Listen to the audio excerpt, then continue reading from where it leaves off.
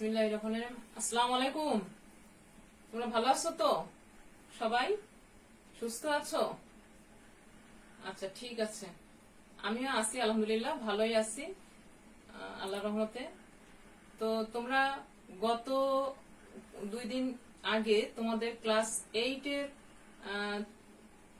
পরমাণুর গঠন অধ্যায়ের প্রথম অংশটুকু তোমাদের আমি একটা ক্লাস নিয়েছিলাম। তোমরা কি সবাই দেখতে পেরেছো? যদি না দেখে থাকো কেউ, তাহলে সেটা একটু দেখে নেবে। আজকে এই পরমাণুর গঠনের শেষ অংশটুকু তোমাদের জন্য আমি উপস্থাপন করব। একটু মনোযোগ দিয়ে তোমরা এটা দেখবে এবং শিখবে, আর খাতা সামনে নিয়ে বসে এটা প্র্যাকটিস করবে। কিছু সূত্র আছে, কিছু অংশ আছে যেটা খাতায় করতে হবে। প্রথমে দেখো, আমাদের যতটুকু পড়ানো হয়েছে তার পরের অংশটুকুতে আছে পরমাণুতে ইলেকট্রন কিভাবে বিন্যস্ত থাকে। পরমাণুতে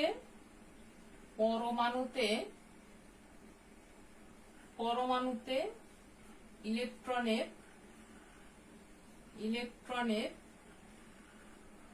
বিন্যাস। পরমাণুতে ইলেকট্রনের বিন্যাস, এইটা সম্পর্কে আমি প্রথমে বলছি।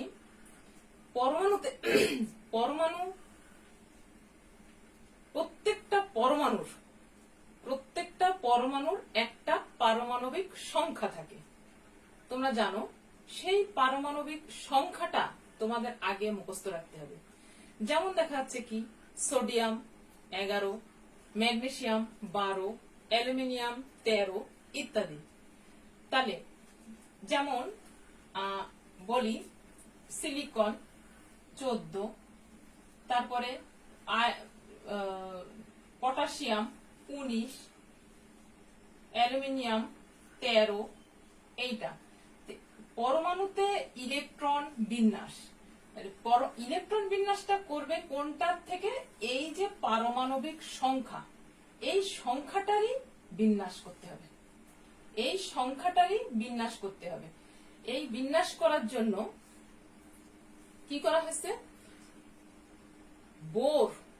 নিলস বোর বলে একজন বিজ্ঞানী এই পরমাণুতে ইলেকট্রন বিন্যাস সম্পর্কিত একটা সূত্র দিয়েছেন। সেই সূত্র থেকে এই বিন্যাসটা সহজে বের করা যায়। সূত্রটা কি? 2n স্কয়ার, যেখানে n এর মানটা কত হতে পারে? 1, 2, 3, 4, 5 থেকে অসংখ্য হতে পারে। দেখো, এই বোর সূত্র অনুযায়ী যদি n এর মান আমি 1 নেই, তাহলে 2n স্কয়ার সমান সমান 2 into 1 স্কয়ার সমান সমান কত হয়? 2। n এর মান যদি 2 হয়, তাহলে 2n স্কয়ার সমান সমান 2 into 2 স্কয়ার, তাহলে কত হয়? 8। n এর মান যদি 3 হয়, তাহলে 2 3 স্কয়ার, তাহলে কত হবে? 18। n এর মান যদি 4 হয়, তাহলে হবে কত? 32। এইভাবে এর পরে আসবে, দেখা যাবে 50। এইভাবে আরো অনেক। তাহলে আমরা কি বলতে পারি? যে এই 2n স্কয়ার সূত্র দিয়ে প্রত্যেকটা পরমাণুর কক্ষপথ আছে। যেমন অ্যালুমিনিয়াম, এখানে অ্যালুমিনিয়াম একটা পরমাণু। এই পরমাণুর পাশ থেকে কতগুলো কক্ষপথ আছে। কক্ষপথগুলোর নাম কি? কক্ষপথগুলোর নাম কি? অরবিট। তাহলে এই অ্যালুমিনিয়াম এর কক্ষপথ কয়টা? এখানে একটা আছে, এখানে একটা আছে, তারপরে একটা আছে, তারপরে একটা আছে, তারপরে একটা আছে ইত্যাদি। এখন আমরা দেখব যে এই বিন্যাস অনুযায়ী কক্ষপথ তার কয়টা।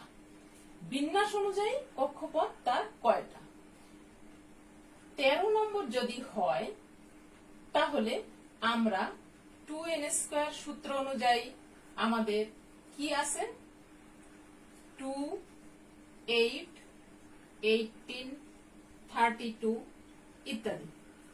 এখানে প্রথম 2 এর নাম কে, এই কক্ষপথটার নাম কি দেওয়া হয়েছে কে, তারপরের কক্ষপথটার নাম কি দেওয়া হয়েছে এল, তারপরের কক্ষপথটা কে এল এম এন ও ইত্যাদি।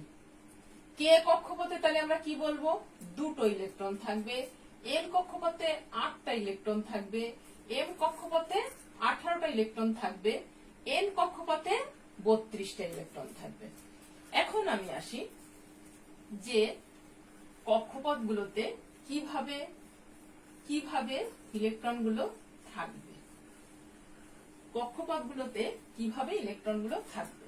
তাহলে আমরা 2n² হিসাবে কক্ষপথগুলোতে থাকছে কয়টা করে ইলেকট্রন 2, 8, 18 আর 32 এই পর্যন্ত থাকছে, 32, 15 ইত্যাদি ইত্যাদি।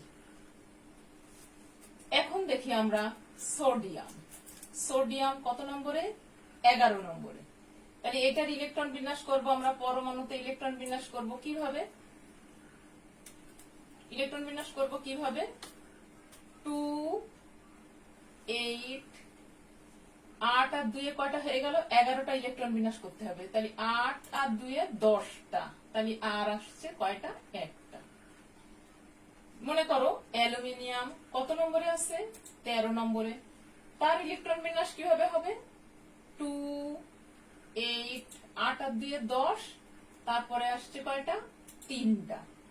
তারপরে আমি যদি বলি ক্লোরিন, ক্লোরিন হচ্ছে 17 নম্বরে, এর ইলেকট্রন বিন্যাস কিভাবে হচ্ছে 2, 8, তারপরে আসছে কয়টা 7টা।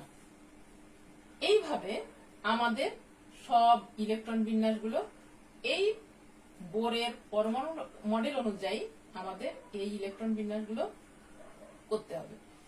এখন দেখা যাচ্ছে কি যে এই সর্বশেষ কক্ষপথ আমাদের 18টা করে পূরণ করার কথা, কিন্তু আমার যদি ইলেকট্রন 18 পর্যন্ত না যায় তাহলে তো আর আমার এখানে দেওয়ার দরকার নেই, শেষ কক্ষপথে যে কয়টা এসে থামবে সেই কয়টা।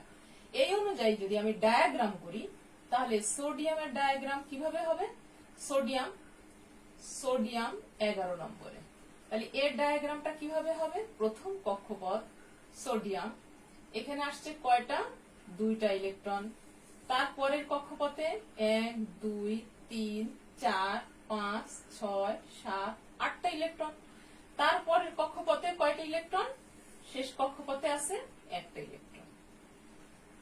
ক্লোরিন প্রথম কক্ষপথে আছে কয়টা ইলেকট্রন, একটা, 2টো ইলেকট্রন, তারপরের কক্ষপথে আছে কয়টা 1, 2, 3, 4, 5, 6, 7, 8টা ইলেকট্রন, তারপরের কক্ষপথে আছে কয়টা 1, 2, 3, 4, 5, 6, 7টা ইলেকট্রন। তাহলে এই কক্ষপথটার নাম কি কে এল এম, এটার কক্ষপথের নাম কি কে এল এম, তারপরে যদি হতো তাহলে হতো কি নাম এন ইত্যাদি ইত্যাদি। ঠিক আছে, এখন আমরা এইভাবেও ইলেকট্রন বিন্যাস করে দেখাতে পারি, ডায়াগ্রাম দিয়েও ইলেকট্রন বিন্যাস করে দেখাতে পারি। এইভাবে তোমাদের বইতে দেখো একটা চার্ট দেওয়া আছে এবং এখানে নিষ্ক্রিয় গ্যাস সহ 21টা এই 20টা পর্যন্ত ইলেকট্রন বিন্যাস পরপর করে দেওয়া আছে। তোমরা এই ইলেকট্রন বিন্যাসগুলো সবাই শিখবে। তবে যেসব কক্ষপথের সর্বশেষে আছে এইগুলা, যেসব কক্ষপথের সর্বশেষে আছে এইগুলো, যেমন দেখা যাচ্ছে কি হিলিয়াম, হিলিয়াম হিলিয়ামের সর্বশেষ কক্ষপথে আছে কয়টা, সে 2 নম্বরে অবস্থিত, তার কক্ষপথে আছে 2, তার মানে তার 2 নম্বর কক্ষপথ, একটাই প্রথম কক্ষপথ, 2টো ইলেকট্রন থাকার কথা, 2টাই আছে, পূরণ করা আছে, এই জন্য এ হচ্ছে কি নিষ্ক্রিয় গ্যাস। তারপরে দেখো নিয়ন, নিয়নের সর্বশেষ কক্ষপথে আছে কয়টা ইলেকট্রন? 8টা ইলেকট্রন। থাকার কথাও 8টা, তার সর্বশেষ কক্ষপথে 8টা গিয়েই শেষ।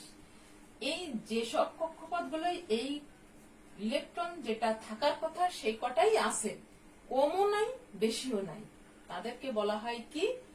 নিষ্ক্রিয় গ্যাস। তাদেরকে কি বলা হয়? নিষ্ক্রিয় গ্যাস। ঠিক আছে, বুঝতে পারা গেছে? সবাই বুঝতে পেরেছো এই অংশটুকু? এখন আমরা পরের টপিকসে যাব।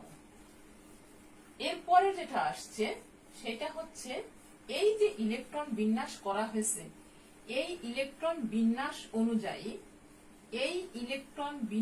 অনুযায়ী যৌগের ধর্ম বা মৌলের ধর্ম, ইলেকট্রন বিন্যাস ও মৌলের ধর্ম।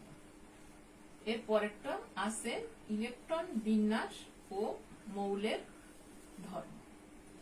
তাহলে আমরা দেখো যে ইলেকট্রন বিন্যাস সবাই বুঝতে পেরেছি। কি হলো? সোডিয়াম ইলেকট্রন বিন্যাস কি আছে? 2 8 1। ম্যাগনেসিয়াম ইলেকট্রন বিন্যাস কি হবে? 2 8 2। অ্যালুমিনিয়াম ইলেকট্রন বিন্যাস কি হবে? 2 8 3। ক্লোরিনের ইলেকট্রন বিন্যাস কি হবে? 2 8 7। ফ্লোরিনের ইলেকট্রন বিন্যাস কি হবে? 2 7, ইত্যাদি ইত্যাদি। এখন এই ইলেকট্রন বিন্যাস অনুযায়ী দেখো যে সবার শেষ কক্ষপথে 1টা 2টো 3টে, কোনটার আছে 7টা। অক্সিজেনের ইলেকট্রন বিন্যাস আছে কয়টা? 2 6। তাহলে অক্সিজেনের ইলেকট্রন বিন্যাস যদি 2 6, 6টা সর্বশেষ কক্ষপথে আছে। ঠিক আছে, এখন আমাদের এই ইলেকট্রন বিন্যাস দিয়ে কতগুলো কিভাবে যৌগ তৈরি হয় আমরা দেখব। যৌগ তৈরি হয় সেটা আমরা দেখব। কিভাবে যৌগ তৈরি হবে দেখো, যাদের সর্বশেষ কক্ষপথে 1টা ইলেকট্রন আছে, 2টো ইলেকট্রন আছে, 3টে ইলেকট্রন আছে, এই ইলেকট্রনগুলো ছেড়ে দিতে এদের কোনো কষ্ট হবে না। এরা কি হবে? সাধারণভাবে ধাতু। এরা হবে সাধারণভাবে কি? ধাতু। অর্থাৎ এরা হবে ধনী ব্যক্তি বা ধনাত্মক, সাধারণভাবে হবে ধনাত্মক। আবার যাদের শেষ কক্ষপথে, যেমন নাইট্রোজেন, এর হবে 2 5। তাহলে যাদের শেষ কক্ষপথে 5 6 7টা করে ইলেকট্রন আছে, তারা বেশিরভাগ ক্ষেত্রে হবে কি? অধাতু বা ঋণাত্মক বা কি? ধনী ব্যক্তি, ঋণী। এদেরকে বলা হয় কি? ঋণী। আর এরা হচ্ছে ধনী। এই ধনী ব্যক্তিদের সাথে ঋণী ব্যক্তিদের একটা একাত্মতা আছে, একসাথে কাজ করার একটা ইচ্ছা লাগে। তখনই তৈরি হয় কি? যৌগ। যেমন সোডিয়াম কি করবে? সোডিয়াম সর্বশেষ কক্ষপথের একটা ইলেকট্রন, ভালো করে বোঝো, সোডিয়ামের সর্বশেষ কক্ষপথে কয়টা ইলেকট্রন আছে? 1টা ইলেকট্রন। আর ক্লোরিনের সর্বশেষ কক্ষপথে আছে কয়টা ইলেকট্রন? 7টা ইলেকট্রন। ক্লোরিনের সর্বশেষ কক্ষপথে আছে কয়টা? 1 2 3 4 5 6 7টা ইলেকট্রন। তাহলে সোডিয়াম কি করবে? মনে করবে যে আমার 101 টাকা আছে, তাহলে সে করবে কি? এই 1 টাকাটা কাউকে দিয়ে দিতে পারে। যদি সে একটা আস্ত 100 টাকা নিয়ে থাকতে পারে, তার জন্য ভালো সুবিধা, সেই জন্য সে কাউকে দেওয়ার জন্য ব্যস্ত বা মনে মনে চায় যে কেউ চাক। আর ক্লোরিনের কয় টাকা আছে? 99 টাকা আছে। তাহলে ক্লোরিন মনে করবে আমারে যদি কেউ 1 টাকা দিত, মা, বড় ভাই, বাবা, তাহলে কি হবে? সে 100 টাকা একটা নোট নিয়ে জমায় রাখতে পারবে। সেই জন্য সে সোডিয়ামের কাছ থেকে চেয়ে নিচ্ছে। চেয়ে নিলে সোডিয়াম একেবারেই দিয়ে দেয়া, একে বলা হয় কি একেবারেই বর্জন করা, একেবারেই দান করে দেয়া। সোডিয়াম একেবারেই ক্লোরিনকে সেই 1 টাকা দিয়ে দিল। দিয়ে দিলে সোডিয়াম কি হয়ে গেল, নিষ্ক্রিয় গ্যাসের ইলেকট্রন বিন্যাস অর্জন করলো। একটা ঠিক পরবর্তী যে নিষ্ক্রিয় গ্যাস আছে, সোডিয়ামের পরবর্তী নিষ্ক্রিয় গ্যাসটা অর্থাৎ 10 নম্বর আছে কে, নিয়ন। এই নিয়নের ইলেকট্রন বিন্যাস অর্জন করলো। অর্থাৎ নিয়নের সর্বশেষ কক্ষপথে আছে কয়টা ইলেকট্রন, 8টা। 1 2 3 4 5 6 7 8। এই নিয়নের ইলেকট্রন বিন্যাস সে অর্জন করলো। অর্জন করার ফলে এই কক্ষপথটা তার বিলীন হয়ে গেল। এরপরে তার সর্বশেষ কক্ষপথে থাকলো 8টা। আর ক্লোরিন কি করলো, তার সর্বশেষ কক্ষপথে ছিল 7টা, সে একটা নিয়ে তার সর্বশেষ কক্ষপথটা পূরণ করলো, সেও নিয়নের ইলেকট্রন বিন্যাস অর্জন করলো। করে তৈরি করলো সোডিয়াম ক্লোরাইড যৌগ। বুঝতে পেরেছো? আমি এই ডায়াগ্রামটা আরেকটু ভালোভাবে তোমাদের দেখিয়ে দিচ্ছি। এই ডায়াগ্রামটা আরেকটু ভালোভাবে তোমাদের দেখিয়ে দিচ্ছি, তাহলে তোমরা ভালোভাবে বুঝতে পারবে। আর মনোযোগ দিয়ে শোনো আর দেখো। যেমন দেখাচ্ছে কি, এইটা হচ্ছে সোডিয়াম। সোডিয়ামের একটা কক্ষপথে, প্রথম কক্ষপথে আছে 2টা ইলেকট্রন, দ্বিতীয় কক্ষপথে আছে 1 2 3 4 5 6 7 8টা, তৃতীয় কক্ষপথে আছে 1টা ইলেকট্রন। ক্লোরিন এর সর্বশেষ কক্ষপথে আছে 1 2, তারপরে আছে 1 2 3 4 5 6 7 8, এর পরে আছে 1 2 3 4 5 6 7টা ইলেকট্রন। এখন সোডিয়াম এই একটা ইলেকট্রন সে ক্লোরিনকে দান করবে। করলে পরে সোডিয়াম কি হবে, সোডিয়াম এই কক্ষপথটা বাদ হয়ে যাবে। তাহলে এই একটা কক্ষপথ থাকলো, আর পরবর্তীতে 1 2 3 4 5 6 7 8 এই একটা কক্ষপথ পূরণ থাকলো। এই যে একটা ইলেকট্রন সে দান করে দিছে, দিয়ে দিছে কাউকে, ধনী ব্যক্তি হয়ে গেছে, তাই জন্য তার উপরে একটা লেখা থাকবে ধনাত্মক, সে ধনী বুঝাই দিচ্ছে। আর ক্লোরিন কি করলো, একটা ইলেকট্রন সে নিল, তাহলে 2টা ইলেকট্রন, আর এরপরে আসছে 1 2 3 4 5 6 7, আর তারপরেরটা আসছে 1 2 3 4 5 6 7 8। এই যে নিয়ে নিল, তাহলে 3টা কক্ষপথ তার পূরণ হলো। এবং সে নিল দেখে সে হলো কি ঋণাত্মক, তাই তার ডান পাশে ঋণী ব্যক্তির একটা চিহ্ন থাকলো ঋণাত্মক, হয়ে তৈরি হলো কি সোডিয়াম ক্যাটায়ন। যে পরমাণু বা মৌল বা মূলক ইলেকট্রন দান করে তাদেরকে বলা হয় কি ক্যাটায়ন। দান করে যে আয়নিত হয় সে আয়নিত অবস্থাটারে বলা হয় ক্যাটায়ন। সোডিয়ামকে কিন্তু ক্যাটায়ন নয়, সোডিয়াম ইলেকট্রন যখন দান করে ফেলেছে তখন তার নাম হচ্ছে কি, এটা cation, sodium cation. Chlorine electron গ্রহণ করেছে, তাহলে কি হবে, ক্লোরিনটা অ্যানায়ন। ক্লোরিন ইলেকট্রন কি করেছে, গ্রহণ করেছে। গ্রহণ করে পরবর্তী নিষ্ক্রিয় গ্যাসের ইলেকট্রন বিন্যাস অর্জন করেছে। তাহলে ক্লোরিন কি হলো, এখানে অ্যানায়ন, এটা ক্যাটায়ন, এখানে হচ্ছে অ্যানায়ন। এই অ্যানায়ন আর ক্যাটায়ন মিলে তৈরি হলো কি সোডিয়াম ক্লোরাইড যৌগ। এখন আমি যদি এখানে লিখি তাহলে কি হবে, সোডিয়াম একটা ইলেকট্রন দান করেছে, এই বিয়োগ চিহ্ন মানে হচ্ছে দান করা, দিয়ে দেওয়া, বের করে দেওয়া। তোমাদের দেখবে ডান পাশে প্লাস দিয়ে করা আছে, তোমরা তা করবে না, এইভাবে করবে। সোডিয়াম একটা ইলেকট্রন দান করেছে, করে তৈরি করেছে কি সোডিয়াম প্লাস, আর ক্লোরিন একটা ইলেকট্রন গ্রহণ করেছে, করে তৈরি করেছে কি ক্লোরিন মাইনাস, এর ফলে তৈরি হয়েছে কি সোডিয়াম ক্লোরাইড যৌগ।